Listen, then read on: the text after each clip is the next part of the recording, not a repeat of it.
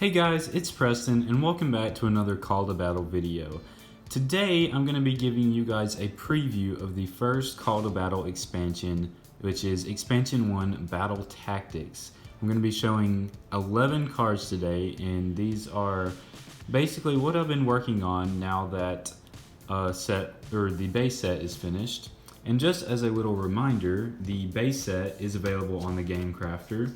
We have the base set booster pack, which contains 18 cards. We have the first starter deck, which is Burning Shadows, which is a fire and dark type deck with 36 cards. And then the second starter deck, which is Nature's Decay, which is a nature and poison type deck, also containing 36 cards. And so I'll put a link in the description to all of those on the Game Crafter, and it would be awesome if you want to support the game and get a hold of some cards for yourself. And so I'm just going to jump on into these 11 cards, and I've kind of put the better ones that I think are more interesting at the back. And so first off here we have Blossom Dancer, and it is a nature type with the special ability Sweet Aroma, and it says this creature can't be attacked during your opponent's first 2 turns that it has been on the battlefield. And then it has an ability which is Miracle Herbs, and it says heal 2 damage from a friendly creature on the battlefield. And the nature type really didn't have any supportive creatures in the base set, and so I figured Blossom Dancer, since its special ability allows it to stay on the battlefield a little bit longer, and it has such a cheap cost. Miracle Heal, it can use Miracle Heal quite a few times and heal up some of your creatures. And then down at the bottom you see the little E1, which stands for Expansion 1 and number 13 out of 75. And since the base set had 105 creatures, the expansion is only going to have 75. At this point, it only has 75. I may end up adding to it a little later on, but that change won't be too big of an issue. So that's Blossom Dancer. Next up we have Buzzbat, which is a dark type. He has the ability Sonar, and it says each time this creature lands an attack on one of your opponent's creatures, choose 1 card from your opponent's hand and look at it. And I just realized that Sonar is actually supposed to be a special ability, because I made that change at the last second, so I'll have to go back and change that from a regular ability to a special ability. And then it has the attack Hyper Fang, which does 2 damage, and then roll the die. If it's even, this attack does plus 2 damage. So he can do some pretty good damage on his own. Next up we have Oozapede, and this guy's special ability is kind of unique because I haven't put anything like this into the game at this point. And it says Cocoon. If this creature spends 3 of your turns on the battlefield, at the end of your 3rd turn, you may send this creature to your graveyard, search your army for Buuza Moth, and free play it. And we're about to see Buuza Moth in a second. And then it has the attack Hyper Leech, which does 2, and then you also heal 2 damage from this creature. And so, since Hyper Leech allows him to heal himself, there's more of a chance that he will be able to spend the 3 turns he needs with Cocoon to search out this guy from your deck, which is Buuza Moth. And each time this creature lands an attack, the defending creature receives 1 damage, and then each time an enemy creature lands an attack on Buuza Moth, the enemy creature receives 1 damage. And so Ooze is building up damage each time Buuza Moth attacks and each time he's attacked. And then Razor Wings down here does 5 damage. And so if you can manage to keep your Oozapede alive long enough, you can search out and free play this guy. It's kind of like he stays in his cocoon and grows big old wings and then kind of changes over time. Next up we have Dill, and I really like this card, the way it turned out. And I actually submitted this creature for the Chaos Galaxy Create a Card competition. Haven't won yet, but he still has 1 more video to put out announcing the final 2 winners. But he is a poison type, and his special ability is Armor Smith, and it says heal 3 damage from this creature or a friendly battlefield creature, adding base HP if necessary each time an enemy creature is defeated while Aerodil is on the battlefield. So basically, anytime an enemy creature is defeated, one of your creatures is going to be either getting healed, or say an enemy creature is defeated while this guy is still at 14 HP. That little phrase, adding base HP if necessary, allows his HP to go up to 17. And so he's really a support card for the poison type, but he can be used in literally any deck just because it doesn't require more poison types to be healed. And so I really like his special ability. And then he has the attack Toxin Claw, which does 2. And then this attack does +1 damage for each consecutive hit on the same target. So if he keeps attacking the same person, his damage is going to keep going up and up and up. And next we have Defender, which is a support card. And this is actually the first type of this card that you guys have seen, because it is a special ability support cards, and usually special abilities are only found on creature cards, but it says attach this support card to a mech type creature on the battlefield. Up to twice per enemy turn, this creature can take the enemy attack damage instead of a friendly creature adjacent to it. Taking damage causes this creature's next attack to do +2 damage. Discard this card when the creature it's attached to is defeated, and then draw a card from your army. And so going into the first expansion, I want to have a special ability card for every type. And so I haven't shown any other normal, or not normal, but mech type creatures. But let's just say, for instance, if Dill was a mech type and Oozapede is beside him on the battlefield. Say an enemy creature, say a Buzzbat, is attacking your Oozapede, and you have Defender attached to Dill. So instead of Oozapede taking the attack damage, Dill can take the Hyperfang damage instead. And that can happen up to twice per turn. And then since Dill took this damage, Dill's next attack is going to do more.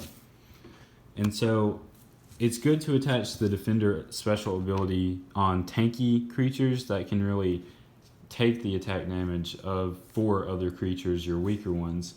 And Oozapede is actually a really good example of why you would want to do this, because you want to keep him on the battlefield for at least 3 turns so he can use Cocoon. And so taking some damage, another creature taking his attack damage is a really good combination. And so next I'm going to show you Cinnabreaker, and his special ability is actually the exact same thing as Defender. And so like I said, I want to have a card that is a special ability that you can apply to another creature for every type, and typically those are going to come from a creature that already has this ability.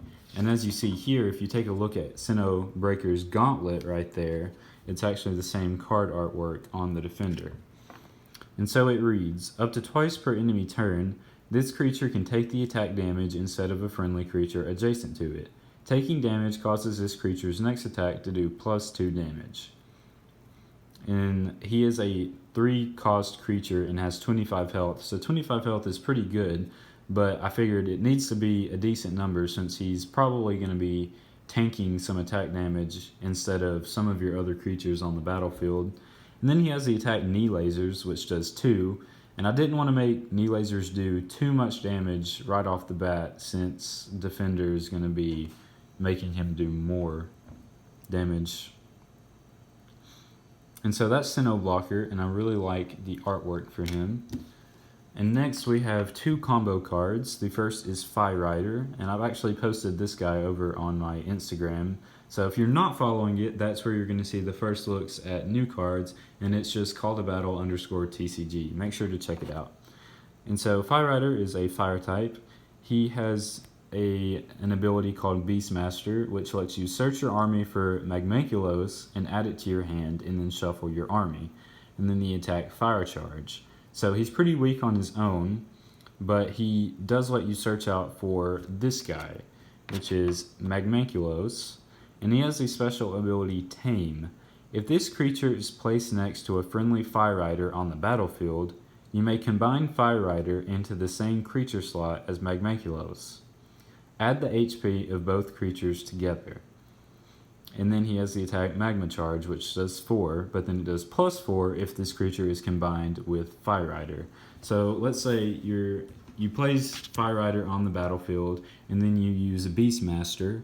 You'll search your army for Magmanculos, add it to your hand, and then you can play this guy, and since his ability lets you combine them, you'll just combine them into the same creature slot, and then his attack is going to do more damage. And they can still only attack once per turn as one creature. And so can use Phi Rider's attack, which only is going to do 2. So it'd make more sense to use his attack, which is going to do 8 while they're combined. And so this is a really cool fire type combo, I think. And I really like how the artworks came out on these as well. Next up, we have 2 rare cards that I'm going to show you. We have Inferno Soros. And I think this guy was originally in the base set of Call to Battle before I did the whole rework. And I had to cut some stuff out when I did the rework, and so this guy got moved to the expansion. But he's pretty basic. He's a fire type, and he has 1 attack which does 8 damage. So not much more to say about him. And the last card I'm going to show is Cinnabreaker. And this card is unique because it is actually a dual type creature. It is a mech type and a nature type. And it has an ability and an attack. Its ability reads Excavate. You search the top 3 cards of your army for a nature or mech card, show it to your opponent, and add it to your hand. And then Minigun has a base damage of 4, and it says this attack does +2 damage for each nature or mech card added to your hand during your last turn. So the idea behind this guy is out in the world, he digs to the ground, you know, he mines rocks, he mines metals, and they actually, I think in the description for this card, I put they have built-in refineries inside of them, so any metal that they collect, they actually refine it right then and there, and they convert it into ammo for their minigun down here. And so that's why minigun gets increased damage each time you add mech or nature cards to your hand. And so Excavate lets you add those types of cards to your hand, but also, you know, at the beginning of each turn you draw a card, so that can count towards minigun doing more damage. Withdraws are really good because they let you draw 3 cards at a time, and if all 3 of those happen to be nature or mech types, then the minigun's going to do 10 damage. And then Scroll of Prophecy is a really good combo card for this because it lets you look at the top, I think it's 6 cards of your deck, and then rearrange them however, so you can go ahead and put all the nature and mech cards at the top. That way he'll be drawing into them more often. And so he can work in either a nature or a mech type deck, but he's really going to shine if in a nature and mech type deck together.